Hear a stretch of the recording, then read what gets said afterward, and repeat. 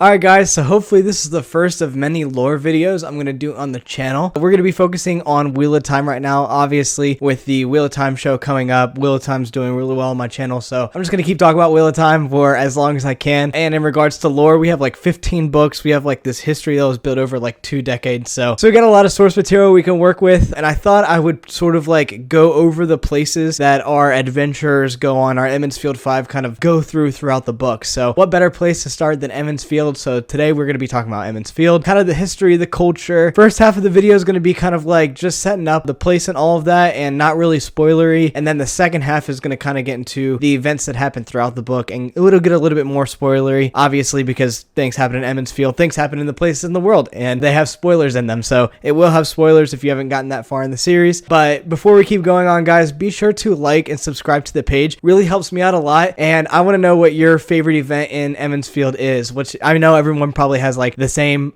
event that happens. There's only a few that happen in the book. Let me know you guys' favorite event, and we'll get right into the video. So at a time between the breaking of the world and the Trolloc Wars, there was a nation called Manetheren, and this is where Emond's Field basically was. This whole sort of like Two Rivers area was Manetheren. Specifically, Emond's Field was this sort of like crossroad where like a lot of traders would go. They had an inn there, so it was very high traffic for the Manetheren like kingdom. Unfortunately, during the Trolloc Wars, Manetheren was invaded, and actually their last stand for their kingdom was at this crossroads where current Emond's Field is at now. This battle was led by the current king of Manetheren, which was Emond al-Thor. I try to get his whole name in, but it's really hard.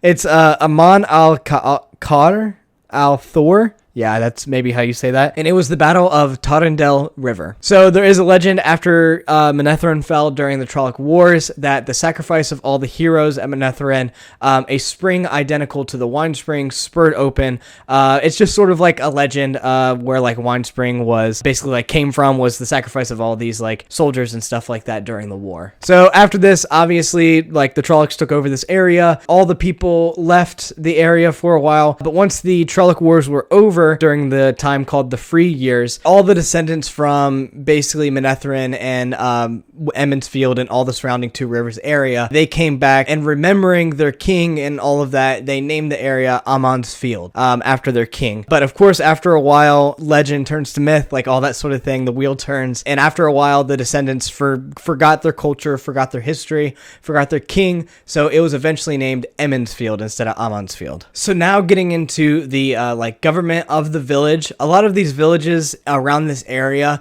and especially on the outer skirts of like Andor, they're more governed like themselves, and they're governed by what's called the city council and the women's circle. But since like it's so far away from Andor, they don't really have a lot of government over there. They don't really have a lord. So in the Two Rivers, they have a mayor who's in charge of the city council, and then they have a wisdom who is in charge of the women's circle. So the people of the village council is only made up of a few like men, kind of older men of the actual village, while the village council more takes care of issues when it comes to like economics, like trade, when it comes to borders, and like keeping safety within their own village. The women's circle more deals with the social matters that are happening inside of the village. When we pick up in the story, the women's circle is made up of obviously a circle of women. So the women's circle isn't just like the social matters, but also they protect the culture and the traditions of the village, and just making sure festivals and stuff like that run well, organizing people and that sort. One of the traditions that they keep is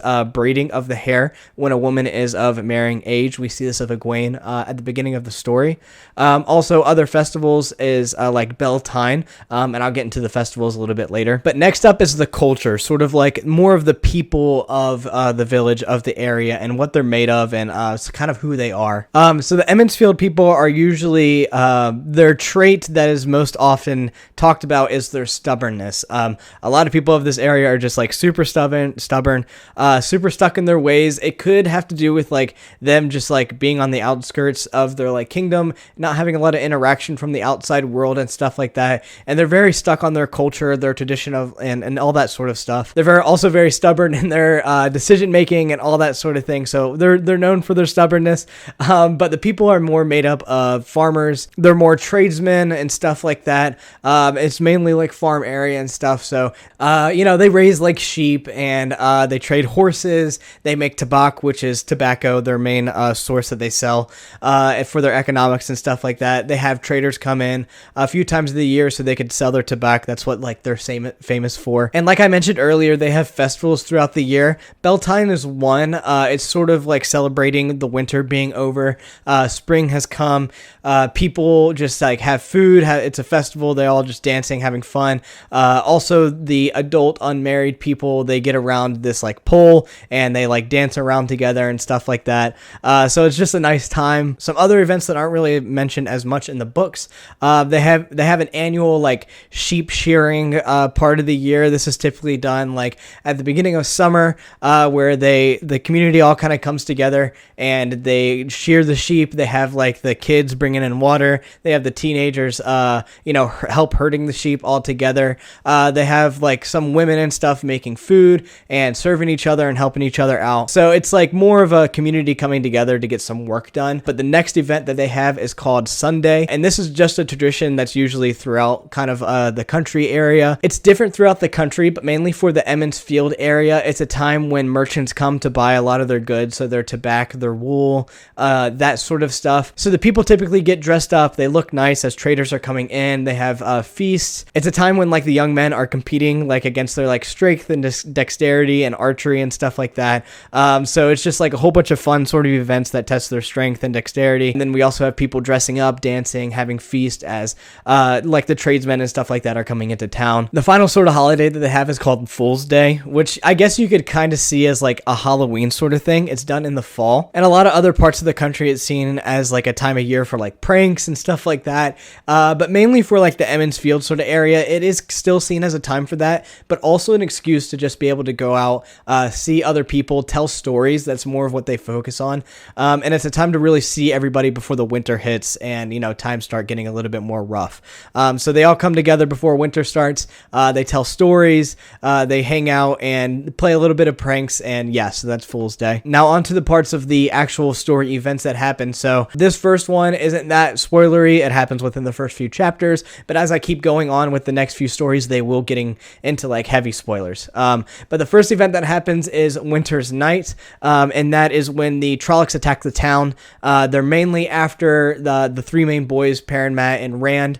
They're after them because they're Targaryen. One of them is the Dragon Reborn. So the Trollocs are sort of attacking the village, but they're mainly after these three boys' houses.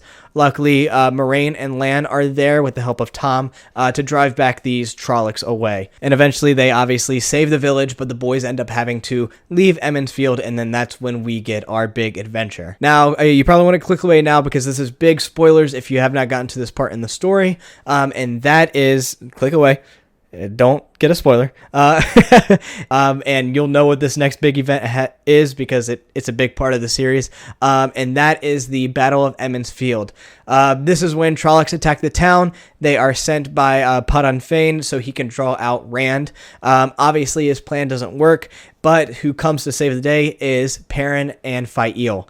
And they come against the Trollocs and they battle and they end up bringing a lot of people of the area of the two rivers to Emmons Field, and they all fight back against the Trollocs and end up winning the day. It ends up making Perrin actually the first lord of Emmons Field. And this is the part where I kind of get annoyed at Perrin a little bit because he's it's sort of like the Jon Snow thing where he's just she's my queen or whatever, and he's just I'm a blacksmith, I'm not a lord, but everyone's trying to make him a lord and Fael's trying to make him a lord. It's dude, just be a lord, stop. You're stuck in your own ways. It's so annoying. It's a lot of the ways that Jon Snow did that with Daenerys. It's oh god, you're getting really annoying. But Perrin's one of my favorite characters, so I don't get too mad.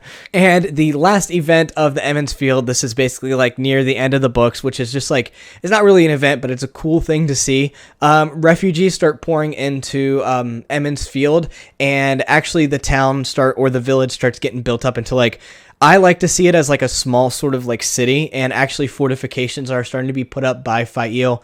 And she's commissioned that. So it's starting to become a melting pot for cultures. And they actually have good defenses, and they're starting to have a military actually set up with their archers and stuff. And it's just a melting pot for these cultures. Their advancement they're brought out of the 20th century. they're brought out of like this medieval sort of like period into like, you know, a whole new age. And it's really cool to see that like Emmons Field from the beginning of it become like this miniature city now, and just the growth it's going to come through. So it was so cool to see that at the end of the series. But yeah, so eventually Perrin actually does take responsibility, and him and Fael are the lords of the land. And it's just like so cool to imagine like what the future of Emmons Field holds. But yeah, I know it's a lot of cool things that the way Wheel of Time ends, it's like you just get to imagine like how everything sort of like panned out. I imagine Rand went back to Emmons Field, obviously in his new body, and like went back with like Tam, because all he ever wanted to do was just be a sheep herder, but he had to save the world, blah, blah, blah, whatever. But I imagine he went back with his father, and he's there with like Perrin, and maybe like Matt stops by every now and again. I don't know. I just like to have a few ideas about how the series ended. But that's basically it for my Emmons Field video, guys. Let me know what you think. Let me know your favorite part of Emmons Field, or just anything about Wheel of Time. Love talking with you guys. Love the support. Make sure you like and subscribe, and I'll see you guys in the next one.